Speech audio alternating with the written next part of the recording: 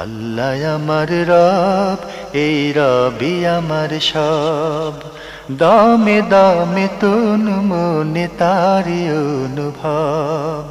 তোমার দুনিয়াতে আমি যেদিকে তাকাই, অথই নিয়ামতে ডুবে আছি সবাই।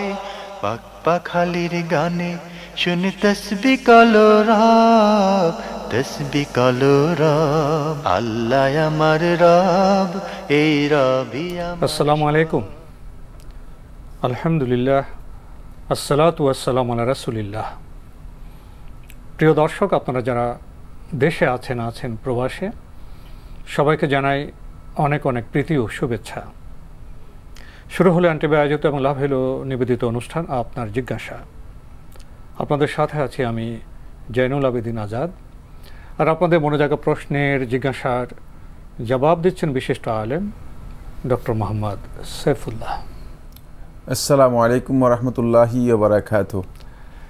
প্রিয় দর্শক, চলুন তাহলে জিজ্ঞাসার জগতে। শুরুতে একটি ইমেল পাঠিয়েছেন কুমিল্লার মনোহরগঞ্জ থেকে মোহাম্মদ আনোয়ার হোসেন। লিখেছেন, ইসলামের পরিভাষায় ওশর কি? ওশর বিষয়ে জানতে চাই। এটা কি জাকাতের মতো বিষয়কে বোঝায়? আমাদের সমাজে ওশর সম্পর্কে ধারণা নেই বললেই চলে। এই ওশর কিসের ওপর ফরজ করা হয়েছে? ওশর আদায় করার জন্য পদ্ধতি কি? যদি বিষয়টি নিয়ে আলোকপাত করতেন উপকৃত হতাম। ধন্যবাদ এই ভাইকে, খুবই গুরুত্বপূর্ণ একটি বিষয়ে ওশর নিয়ে আলোচনা করেছেন। একাধারে ওশর সম্পৃক্ত যতগুলো মাসআলা আছে, মৌলিক যতগুলো হেডলাইন আছে, সবগুলোতেই প্রশ্ন করেছেন। অর্থাৎ পুরো আলোচনাটাই মূলত ওশরের উপর অনেক দীর্ঘ একটি প্রশ্ন করে দিয়েছেন। যাই হোক, আমরা তার বক্তব্যকে খুব সংক্ষেপ করে, যেহেতু এটি প্রশ্নোত্তর প্রোগ্রাম, আমরা চেষ্টা করব শুধু মৌলিক কথাগুলো বলার জন্য। প্রথম হচ্ছে ওশর কি? ওশরুন আশারাতুন শব্দ থেকে এসেছে। এর শাব্দিক অর্থ হচ্ছে 1/10। 1/10 বলতে এখানে বোঝানো হয়ে থাকে উৎপাদিত ফসলের উপর যেই পরিমাণ জাকাত ওয়াজিব হয়ে থাকে তাকে পরিভাষায় ওশর বলা হয়। আমাদের একটি বিষয় জানতে হবে যে জাকাত কেবল স্বর্ণরূপের উপর নয়, জাকাত কেবল অর্থের উপর নয়, জাকাত কেবল ব্যবসায়িক পণ্যের উপর নয়, জাকাত কেবল ধন সম্পদ যেগুলো আছে সেগুলোর উপর নয়। জাকাত আরও অনেক বিষয়ের উপর রয়েছে। তোর মধ্যে অন্যতম একটি বিষয় হচ্ছে উৎপাদিত যে ফসল আছে সে উৎপাদিত ফসল। তবে উৎপাদিত ফসলের ক্ষেত্রে অনেক দীর্ঘ বক্তব্য রয়েছে, সেই দিকে আমরা যাব না। উৎপাদিত ফসলের একটি নিসাব আছে, যেমনি স্বর্ণ রৌপ্য এর নিসাব আছে। স্বর্ণের জন্য একটা নিসাব দেওয়া আছে, যেমন 85 গ্রাম। রৌপ্যের জন্য একটা নিসাব দেওয়া আছে 595 গ্রাম। ঠিক অনুরূপভাবে এখানেও প্রায় 27 থেকে 28 মণ একটা নিসাব দেওয়া আছে। যে নিসাব পরিমাণ উৎপাদিত ফসল যদি তার কাছে থাকে, যে ফসল দুইটি, একটা হলো ওজন করা যায় এবং যেটা গুদামজাত করা যায়। গুদামজাত বলতে যেটা শুকিয়ে রাখা যায়, নষ্ট হয় না, এই ধরনের ফসলের উপর যেই যদি সেটা 27 থেকে 28 মণ 622 কেউ কেউ এভাবে উল্লেখ করেছেন, এই পরিমাণ যদি হয়ে থাকে তাহলে তার উপর জাকাত ওয়াজিব হবে। আর এই জাকাত ওয়াজিব হবে কি পরিমাণ, সেটাকে এই পরিমাণটুকুর নাম হচ্ছে ওশর। পরিমাণটুকুর নাম হচ্ছে ওশর। ওশর এটা জাকাত, কিন্তু এটা জাকাতের পরিমাণটাকে বলা হয় থাকে ওশর। ওশর আদায়ের পদ্ধতি হচ্ছে, আপনি যখন ফসল কর্তন করবেন, ফসল নেয়ার পরে ফসল নেশাব পরিমাণ যদি আপনার কাছে আসে, তাহলেই কেবল আপনি এর উপর ওশর 10/1 আদায় করবেন। কিন্তু 10/1 সর্বাবস্থায় নয়। কখনো কখনো ওশরও হতে পারে, কখনো নেসফুল ওশর হতে পারে, 20/1 হতে পারে। সুতরাং এটাকে কমনলি ওশর বলা হয় না। এটা কখনো কখনো ওশর, কখনো কখনো নেসফুল ওশর আসে। নেসফুল ওশর হচ্ছে 20/1, আর ওশর হচ্ছে 10/1। তো নেসফুল ওশর আসে কখন? যখন আপনি কোনো ফসল উৎপাদন করবেন, সেক্ষেত্রে উৎপাদনের ক্ষেত্রে আপনার শেষ প্রক্রিয়াটা আপনি নিজে করবেন। আপনি নিজের পক্ষ থেকে সেচের কাজটা করবেন, তাহলে সেখানে আপনার অর্ধেক খরচ আপনাকে করা হবে, ডিসকাউন্ট করা হবে, মাইনাস করা হবে, বাদ দেওয়া হবে। সেক্ষেত্রে আপনাকে নিসফুল ওশর দিতে হবে। আর যদি পুরাটাই মানে প্রাকৃতিক যে বৃষ্টি আসে, বৃষ্টির মাধ্যমে এবং মানে আল্লাহ রাব্বুল আলামিনের পক্ষ থেকে দেয়া যে আবহাওয়া আছে, সে আবহাওয়ার মাধ্যমে হয়ে থাকে, উৎপাদিত হয়ে থাকে, তাহলে সেক্ষেত্রে আপনাকে 10 ভাগের 1 ভাগ দিতে হবে মোটামুটি। আর এটা কখন দেওয়া হবে? আল্লাহ সুবহানাহু ওয়া তাআলা একেবারে কোরআনের মধ্যে বলে দিয়েছেন, ও আতু হাক্কাহু ইয়াউমা হাসাদিহি, যেদিন তোমরা এটা কর্তন করবে সেদিনেই এর মানে এই পাওনাটুকু মানে এই জাকাতটুকু তোমরা হকটুকু আদায় করে দেবে। সেটা 10 ভাগের 1 ভাগ হোক অথবা 20 ভাগের 1 ভাগ হোক, আদায় করে দেবে। আমাদের সমাজে এ নিয়ে কনসেপ্ট, প্রথম কথা হচ্ছে ভালো জানাও নেই, ধারণাও নেই। এর একটি অন্যতম কারণ হচ্ছে যে আমাদের দেশের মানুষগুলো উৎপাদিত ফসলের উপর যে জাকাত আসে এই বিষয়গুলো সম্পর্কে মোটেও ধারণা রাখে না। এখানে দ্বিতীয় আরেকটি কারণ আমাদের সমাজে কাজ করেছে, সেটা হচ্ছে এক সময় আমাদের দেশের ওলামায়ে কেরাম এই বক্তব্য নিয়ে ইখতিলাফ করেছেন। সেটা হচ্ছে যে বাংলাদেশের এই জমিনগুলো মানে যে জমিনের মধ্যে উৎপাদন হয়ে থাকে, এই জমিনগুলো এটা কি খারাজি জমিন নাকি ওসরি জমিন, অর্থাৎ এই জমিনের উপর কি খারাজ যেটা সরকারের যে ট্যাক্স আছে সেই ট্যাক্স প্রযোজ্য হবে নাকি এই জমিন থেকে ওসর আদায় করা হবে। এই নিয়ে আলেমদের একটি অপ্রয়োজনীয় খেলাফ ছিল, যে খেলাফের কোনো ভিত্তি ছিল না, ভিত্তিহীন বা দলিলবিহীন একটি খেলাফ ছিল। কিন্তু পরবর্তীতে আলেমদের মধ্যে এই বিষয়ে স্পষ্ট হয়েছে সেটা হলো এই যে যখনই কোনো মুসলিমের হাতে কোনো ভূখণ্ড আসবে, সেটা সেই মুসলিম যখন তার উপরে কোনো ধরনের মানে ইসলামী রাষ্ট্র কর্তৃক মানে উৎপাদিত ফসলের উপর কোনো সুনির্দিষ্ট অংশ আদায় করবে না খারাজ হিসেবে, সেক্ষেত্রে তার উপর অবশ্যই ওশর বা উৎপাদিত ফসলের জাকাত আদায় করতে হবে, সেটা ফরজ। এবং এই কারণেই মূলত পরবর্তী সময় আলেমদের মধ্যে এই বিষয়টি স্পষ্ট হয়েছে যে না, বাংলাদেশের যতগুলো জমিন আছে সবগুলো জমিনের উপরই ওশর ফরজ হবে বা ওয়াজিব হবে। তবে সেক্ষেত্রে খেয়াল রাখতে হবে যে নিসাব পরিপূর্ণ হয়েছে কিনা, 1। 2 নম্বর হচ্ছে এটি কি ওই ফসল কিনা যে ফসলের উপর ওশর বা জাকাত ওয়াজিব হয়, যে ফসলের উপর জাকাত ওয়াজিব হয় সেই ফসল সম্পর্কে আমরা বলেছি যেটা ওজনযোগ্য হয়, যেটা ওজনযোগ্য হয়ে থাকে, মানে যেটাকে ওজন করে বেচাকেনা করা হয়ে থাকে অথবা ওজন বা পরিমাপ করে বেচাকেনা করা হয়ে থাকে, 1। 2 নম্বর হচ্ছে যেটা গুদামজাত করলে নষ্ট হয় না, মানে যেটা সংরক্ষণ করলে নষ্ট হয় না, এমন ফসলের উপর জাকাত বা যেটাকে আমরা ওশর বলছি অথবা নিসফুল ওশর ওয়াজিব হবে। আলহামদুলিল্লাহ, এখন তো বাংলাদেশে বিশাল বিশাল আমের বাগান হচ্ছে, কাঁঠালের বাগান হচ্ছে, লিচুর বাগান হচ্ছে, অন্যান্য ফলের বাগান হচ্ছে, এগুলোর উপর কি ওশর হবে? না, ফলের উপর জাকাত হবে না, ওশর হবে না, ফলের কোনো জাকাত নেই। ফল যদি তিনি বিক্রি করে থাকেন, এটা বিক্রিত পণ্যের উপর জাকাত আসবে, অর্থের উপর জাকাত আসবে। জি, আমরা খুবই গুরুত্বপূর্ণ বিষয়ে অবগত হলাম। প্রিয় দর্শক, আমাদের হাতে আরও একটি ইমেইল, এটি পাঠিয়েছেন আয়ুষ বিন আহমেদ, দক্ষিণ মুগদাপাড়া, ঢাকা থেকে লিখেছেন, আমার প্রশ্ন হচ্ছে, আমি যদি কোনো কনসাল্টিং ফার্মের হয়ে কাজ করি, যাদের কাজ বিভিন্ন ব্যবসা প্রতিষ্ঠানকে আইটি অর্থাৎ তথ্য প্রযুক্তির সেবা দেয়া, এবং এমন কোনো প্রতিষ্ঠানের হয়ে যদি কোনো সুদী ব্যাংকে আমি সাইবার নিরাপত্তা সম্পর্কিত সেবা প্রদান করি, যেখানে আমার কাজ হবে ব্যাংকের বিভিন্ন সফটওয়্যার, ওয়েবসাইট এবং কম্পিউটার সিস্টেমগুলোকে সাইবার আক্রমণ থেকে বাঁচানো, এক্ষেত্রে আমার বেতন কি হালাল হবে?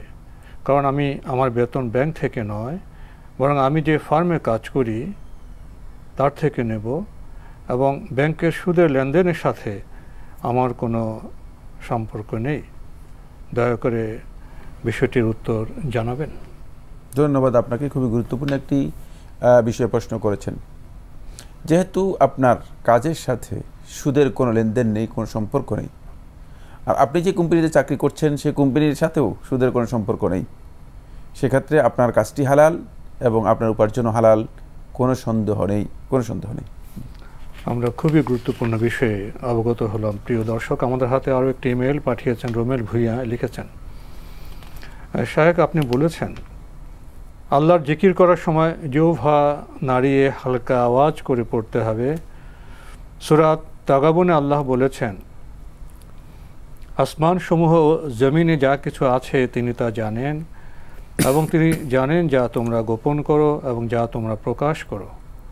আল্লাহ অন্তরসমূহে যা কিছু আছে সে বিষয়ে সম্যক জ্ঞাত। কোটেশন শেষ। অন্তরের বিষয় তো আল্লাহ জানছেন, তো সবসময় কি আমাকে জিহ্বা নেড়ে আওয়াজ করে দোয়া তাসবিহ পড়া লাগবে? ধন্যবাদ আপনাকে। আপনি কি প্রশ্ন করেছেন, আমাদের বক্তব্য কোট করেছেন যে আল্লাহ রাব্বুল আলামিন অন্তর সম্পর্কে জানেন, কোনো সন্দেহ নেই। কোনো কাজের ইন্টেনশন কি সেটা আল্লাহ সুবহানাহু ওয়া তাআলা সবচেয়ে ভালো জানেন, কোনো সন্দেহ নেই। কিন্তু যে আল্লাহ সুবহানাহু ওয়া তাআলা অন্তর সম্পর্কে জানেন, তিনিই বলছেন যে তোমরা জিকির করো। তিনিই বলেছেন যে তোমরা জিকির করো। আর জিকিরের পদ্ধতি হচ্ছে অবশ্যই উচ্চারণ করতে হবে। সুতরাং আপনি অন্তরে আল্লাহকে সন্তুষ্ট করলেই যথেষ্ট হবে না। এই জন্য আল্লাহ সুবহানাহু ওয়া তাআলা সুবহানাল্লাহ, আলহামদুলিল্লাহ, আল্লাহু আকবার, এই যে কালেমাতগুলো, এগুলোর বিশাল বিশাল ফজিলতের কথা উল্লেখ করেছেন। কোরআন তিলাওয়াতের ফজিলতের কথা উল্লেখ করেছেন। কোরআন তিলাওয়াত করতে আল্লাহ রাব্বুল আলামিন নির্দেশ দিয়েছেন, বরং আল্লাহ সুবহানাহু ওয়া তাআলা তার রাসূলকে কোরআন তিলাওয়াত করতে পাঠিয়েছেন। রাসূলের দায়িত্ব একটি কোরআন তিলাওয়াত করা। তখন যদি মনে মনে শুধু নিয়ত করলাম যে আমি কোরআন তিলাওয়াত করব, মনে মনে যে কোরআন তিলাওয়াত আমি করব, যথেষ্ট হবে না। নিয়ত অথবা অন্তরের বিষয়টি আমলের জন্য যথেষ্ট নয়। আমল এর দুটি প্রক্রিয়া বা তিনটি প্রক্রিয়া রয়েছে। একটা হচ্ছে আমল বিল কলব, অন্তরের মাধ্যমে আমল করা, আর হচ্ছে আমল বিল লিসান, জিহ্বার মাধ্যমে আমল করা, আর হচ্ছে আমল বি আল ফিআল, কাজের মাধ্যমে আমল করা। সুতরাং জিহ্বার মাধ্যমে যে আমলটুকু রয়েছে সেটা হচ্ছে জিকির। আর এই জিকির অবশ্যই উচ্চারিত হতে হবে, সেটা মুখ থেকে যদি উচ্চারিত না হয় এটাকে জিকির বলা হয় না। ভাই রোমেল ভূঁইয়া, আপনার ইমেল পড়ছিলাম, আপনি আরও লিখেছেন, আপনার আরেক বক্তব্যে বলেছেন শরীরের অবাঞ্ছিত লোম টেনে ওঠাতে, বাস্তবে কি এটা সম্ভব? অসম্ভবের কিছু আমার জানা নেই। অসম্ভব হবে কেন? অবশ্যই সম্ভব। শরীরের অবাঞ্ছিত কিছু পশম আছে বগলে মানুষের, সেগুলো যদি কেউ টেনে উঠাতে পারেন, আর এগুলো সফট টেনে উঠানো সম্ভব। কিন্তু যদি কেউ টেনে উঠাতে না পারেন, তাকে বাধ্য করা হবে না যে টেনে উঠানোর জন্য। সেক্ষেত্রে তিনি রেজার অথবা শেবার ব্যবহার করতে পারেন, শেবের মাধ্যমেও করতে পারেন। জায়েজ না জায়েজ নয়, তবে উত্তম যেটা আমি সেটি বলেছি। জি, আমরা জানলাম বিষয়টি সম্পর্কে। প্রিয় দর্শক, আরও লিখেছেন, আপনি বলেছেন ঘুমালে মুমিনের রূহ আরশে গিয়ে সেজদা করে না। আরেক শায়েখ, আপনি তার নাম উল্লেখ করেছেন, আমরা নাম বলতে চাচ্ছি না, তিনি বলেছেন ঘুমালে মুমিনের রূহ আরশে সেজদা করে। কোন বক্তব্যটি নিব? কেননা আপনাদের দুজনের সকল কথায় আমি বেশি বেশি মানার চেষ্টা করি। আমি বুঝতে পারিনি যে কোন প্রশ্ন, মানে উত্তর বলেছেন ঘুমালে মুমিনের রূহ আরশের নিচে সিজদা করে। বক্তব্য দলিল নেই। বক্তব্য গ্রহণ করার আগে তো অবশ্যই দলিল জানতে হবে। এর কোনো দলিল কোনো শেখ বললেই তো হয়ে যাবে না, আমি বলি বা যেই বলুক। এর কোনো সহি কোনো দলিল আছে কোথাও আমার জানা নেই। জি, আমরা জানলাম বিষয়টি সম্পর্কে। প্রিয় দর্শক, আমাদের হাতে আরও একটি ইমেল পাঠিয়েছেন মোহাম্মদ হারুন চৌধুরী, চট্টগ্রাম থেকে। লিখেছেন, আপনাদের সুস্বাস্থ্য ও দীর্ঘায়ু কামনা করছি। ভাই, এই করোনাকালে তো আমাদের সুস্বাস্থ্য প্রয়োজন। আপনি খুবই গুরুত্বপূর্ণ বিষয়ে আমাদের জন্য দোয়া করেছেন, দীর্ঘায়ু কামনা করেছেন। আমরাও আপনার সুস্বাস্থ্য কামনা করি। প্রশ্ন করেছেন, দোয়া করার জন্য হাত তোলা কি জরুরি? আমরা চলতে ফিরতে অনেক সময় মোনাজাত মূলক দোয়া, আল্লাহ সুবহানাহু ওয়া তাআলার তাসবিহ, দরুদ ইত্যাদি পাঠ করি। অনেক সময় পবিত্র কোরআনে আয়াত পাঠ করি। এগুলি ঠিক আছে কি? জানালে উপকৃত হব। প্রশ্নে অনেকগুলো একসাথ করে দিয়েছেন। দোয়া করার জন্য হাত উঠানো ফরজ ওয়াজিব নয়, বাধ্যতামূলক কোনো বিষয় নয়। দোয়া এর ক্ষেত্রে হাত উঠানো একদল আলেম সেটাকে মুস্তাহাব অথবা সুন্নাহ বলেছেন। তাহলে স্পষ্ট হয়ে গেলাম আমরা, মুস্তাহাব বা সুন্নাহ এটা বাধ্যতামূলক বিষয় নয়। সুন্নাহ আপনি করলে ভালো, না করলেও কোনো অসুবিধা নেই, না করলে কোনো অসুবিধা, না করলে গুনাহ হবে না। সেক্ষেত্রে দোয়া করার ক্ষেত্রে হাত উঠানো এটি সুন্নাহ। এটা হলো দোয়া এর ক্ষেত্রে। দোয়া ছাড়া যত আজকার আছে অথবা তিলাওয়াত আছে, এগুলো কোনোটার ক্ষেত্রে হাত উঠানোর কোনো প্রয়োজন নেই। আজকারগুলো, তসবিহগুলো, তাহমিদগুলো, আল্লাহু আকবার, আলহামদুলিল্লাহ, লা ইলাহা ইল্লাল্লাহ, এই যেগুলো আমরা বলে থাকি, এগুলো এক প্রকারের দোয়া, কোনো সন্দেহ নেই। মানে এগুলো কিন্তু এক প্রকারের দোয়া। যেমন লা ইলাহা ইল্লাল্লাহু ওয়াহদাহু লা শারীকা লাহু লাহুল মুলকু ওয়া লাহুল হামদু ইউহয়ি ওয়া ইউমীতু ওয়া হুয়া আলা কুল্লি শাইইন কাদির, এটা একটা দোয়া। কিন্তু এই দোয়াটা দোয়া উসানা, দোয়া উসানার ক্ষেত্রে হাত উঠানোর কোনো প্রয়োজন নেই। মানে এই দোয়া, যে দোয়ার মধ্যে প্রশংসা আছে আল্লাহ তাআলার, যে দোয়ার মধ্যে আল্লাহ সুবহানাহু ওয়া তাআলার প্রশংসা আছে, সেগুলোতে হাত উঠানোর প্রয়োজন নেই, সেগুলো হাত উঠানোও মানে সাব্যস্ত হয়নি। কিছু কিছু দোয়া আছে যেগুলো রাসূলুল্লাহ সাল্লাল্লাহু আলাইহি ওয়াসাল্লাম বিভিন্ন স্পটে করেছেন, কিন্তু রাসূলুল্লাহ সাল্লাল্লাহু আলাইহি ওয়াসাল্লাম হাত উঠাননি। যেমন মসজিদে ঢোকার সময় দোয়া পড়েছেন রাসূলুল্লাহ সাল্লাল্লাহু আলাইহি ওয়াসাল্লাম, মসজিদ থেকে বের হওয়ার সময় দোয়া পড়েছেন, টয়লেটে ঢোকার সময় দোয়া পড়েছেন, টয়লেট থেকে বের হওয়ার সময় রাসূলুল্লাহ সাল্লাল্লাহু আলাইহি ওয়াসাল্লাম দোয়া পড়েছেন, কিন্তু রাসূলুল্লাহ সাল্লাল্লাহু আলাইহি ওয়াসাল্লাম হাত উঠিয়েছেন সাহাবায়ে কেরামদের মধ্যে কেউ বর্ণনা করেনি। তাহলে বোঝা গেল যে কিছু দোয়া আছে যেগুলোর ক্ষেত্রে মানে হাত উঠানো না উঠানোই সুন্নাহ। যেমন আজানের পরে রাসূলুল্লাহ সাল্লাল্লাহু আলাইহি ওয়াসাল্লাম দোয়া করেছেন, প্রমাণিত হয়েছে, আল্লাহুম্মা রাব্বা হাযিহি দাওয়াতি তাম্মা ওয়াস সালাতিল কাইমা আতি মুহাম্মাদিল ওয়াসিলাতা ওয়াল ফাদিলা। এই যে দোয়া আল্লাহ রাসূল সাল্লাল্লাহু আলাইহি ওয়াসাল্লাম আজানের পরে করেছেন, সহিহ সনদ দ্বারা সাব্যস্ত হয়েছে, কিন্তু রাসূলুল্লাহ সাল্লাল্লাহু আলাইহি ওয়াসাল্লাম কখনো হাত উঠিয়েছেন এই ধরনের কোনো রিওয়ায়াত সাব্যস্ত হয়নি। যেখানে রাসূলুল্লাহ সাল্লাল্লাহু আলাইহি ওয়াসাল্লাম দোয়া করেছেন কিন্তু হাত উঠিয়েছেন প্রমাণিত হয়নি, সেখানে সুন্নাহ হচ্ছে দোয়া করবেন, হাত উঠাবেন না, দোয়া করবেন, হাত না উঠানো, সেটা হচ্ছে সুন্নাহ, হাত না উঠানো হচ্ছে সুন্নাহ। এই বিষয়গুলো বিস্তারিত জানার চেষ্টা করতে হবে। কোরআন তেলাওয়াতের সময়ও একই কথা, সেখানেও হাত উঠানোর কোনো প্রয়োজন নেই। জি, চলতে ফিরতে তো তাসবিহ, দরুদ এগুলো পাঠ করা যাবে, একই কথাই। জি, ইনশাআল্লাহ আমরা জানলাম বিষয়গুলো সম্পর্কে। প্রিয় দর্শক, আমাদের হাতে আরও একটি ইমেল। এই ইমেলটি পাঠিয়েছেন আব্রাহাম ভূঁইয়া, লিখেছেন ঠাকুরগাঁও থেকে। প্রথম প্রশ্ন, হযরত আব্দুল ওয়াহিদ ইবনে জায়েদ রহমতুল্লাহ থেকে বর্ণিত যে 15 বছরের এক মুজাহিদ কিশোর ঘুমিয়ে স্বপ্ন দেখে সে মার্জিয়া নামক হুরের সাথে জান্নাতে সাক্ষাৎ করে। কোরআনে বলা আছে, আখিরাতে যে সকল নিদর্শন আছে তা কোনো চোখ কখনো দেখেনি, কোনো কান কখনো শোনেনি, কোনো অন্তর তা কল্পনাও করতে পারবে না। প্রশ্ন হলো, কেউ কি মৃত্যুবরণ না করে স্বপ্নে জান্নাত কিংবা হুরদের সাথে দেখা করতে পারে, যেহেতু ঘুমও এক প্রকার মৃত্যু? ধন্যবাদ আপনাকে, গুরুত্বপূর্ণ প্রশ্ন করেছেন। হ্যাঁ, স্বপ্নে অনেক কিছু দেখা যায়, স্বপ্নে আপনি অনেক কিছু দেখতে পারেন। স্বপ্নের হাকিকত কি? স্বপ্নের হাকিকত কখনো সেটা মানে মানুষদেরকে উৎসাহিত করার জন্য হতে পারে, কখনো কখনো মানে এমনিতেই শয়তানের পক্ষ থেকে আদগাস আহলাম, মানে শয়তান স্বপ্নের মধ্যে এসে মানুষদেরকে বিভ্রান্ত করার জন্য চেষ্টা করে, বিভিন্ন ধরনের মানে কুচিন্তা অথবা খারাপ চিন্তা মানুষের মধ্যে কী করে পুশ করে দেয়, মানুষের মধ্যে পুশ করে দেয়। ফলে এটা এমন হতে পারে যে এই ব্যক্তি যে স্বপ্নে দেখেছেন, মানে এই স্বপ্নে দেখাটা তার হতে পারে যে ভালো একটি বিষয়, অথবা না স্বপ্নের মাধ্যমে শয়তান তাকে কী করেছে, পরিচিত করেছে।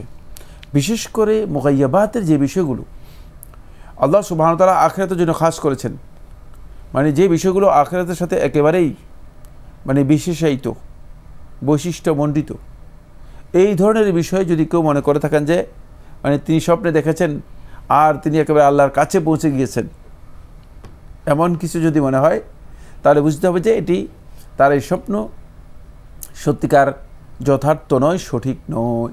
কারণ এই স্বপ্নের মধ্যে কোনো ধরনের ইনফরমেশান নেই, এই স্বপ্নের মধ্যে তাদলিস আছে।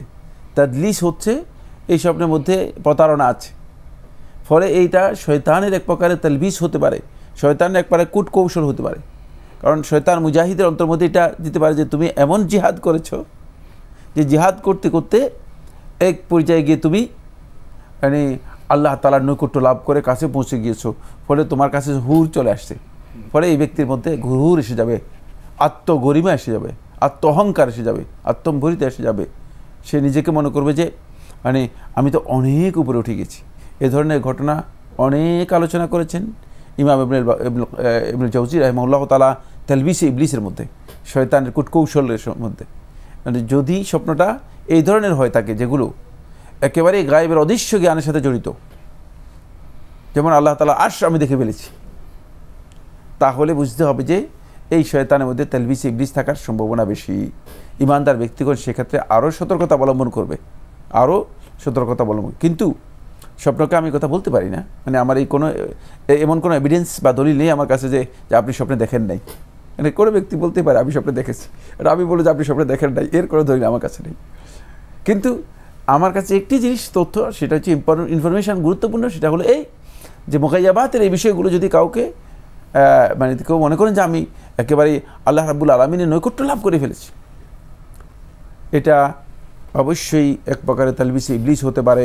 তবে মৃত্যুর পরে কোনো ব্যক্তি যদি কোনো ইনফরমেশান কাউকে দিয়ে থাকেন স্বপ্নের মাধ্যমে, আর সেটা যদি সত্যিকার আল্লাহওয়ালা আল্লাহর নেক বান্দা হয়ে থাকে, তাহলে তাদের সেই ইনফরমেশান অবশ্যই সেলেফদের কাছ থেকে প্রমাণিত হয়েছে, তারা সেটাকে গ্রহণ করেছেন উদ্বুদ্ধ হওয়ার জন্য, অনুপ্রাণিত হওয়ার জন্য ভালো কাজের প্রতি। সেটা একটি বিষয়। আর এখানে যে বক্তব্যটি দিয়েছেন এটা আলাদা আরেকটি বিষয়। সুতরাং এই রেওয়ায়েতের বিশুদ্ধতা মোটেও আমার জানা নেই। যথাযথভাবে আমি এতটুকু মনে করে থাকি যে এই ধরনের স্বপ্নগুলো যেগুলো মানুষদেরকে বিভ্রান্ত করতে পারে এবং তালবিসে ইবলিসের আওতাভুক্ত হতে পারে, এই স্বপ্নটি এই প্রকারের হওয়ার সম্ভাবনাই বেশি। তো আজকে আমাদের এখানেই শেষ করতে হচ্ছে। আপনাকে অনেক ধন্যবাদ। আপনাকে অশেষ ধন্যবাদ। প্রিয় দর্শক, আমরা দেখছিলাম এনটিভি আয়োজিত এবং লাভ হলো নিবেদিত অনুষ্ঠান আপনার জিজ্ঞাসা।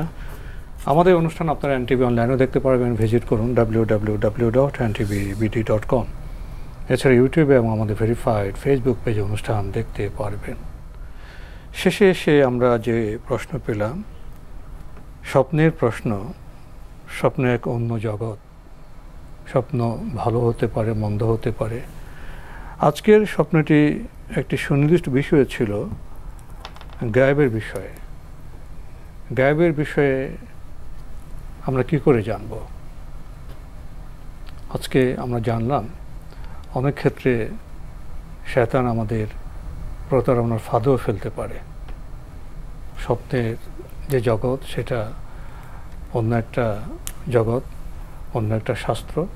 সে বিষয়ে যারা বিজ্ঞ, যারা পারঙ্গম, তাদের থেকে আমরা জানব। কিন্তু স্বপ্নের বিষয়ে ডানে বায়ে অনেক অনেক কথা বলেন, সেসব থেকে আমাদের বেঁচে থাকতে হবে। প্রিয় দর্শক, চিঠি লিখুন, প্রশ্ন পাঠান আমাদের ঠিকানায়। পরিচালক আপনার জিজ্ঞাসা, এনটিভি, বিএসসিসি ভবন, 7ম তলা, 102 কাজী নজরুল ইসলাম অ্যাভিনিউ, কারওয়ান বাজার, ঢাকা 1215। ইমেল অ্যাড্রেস আপনার জিজ্ঞাসা @ntvbd.com। মহান আল্লাহ আমাদের সবাইকে নিরাপদে রাখুন, রাখুন শান্তিতে। আসসালামু আলাইকুম। আল্লাহ আমার রব, এই রবি আমার সব, দামে দামে তুন মনে তারি অনুভব। আল্লাহ আমার রব, এই রবি আমার সব।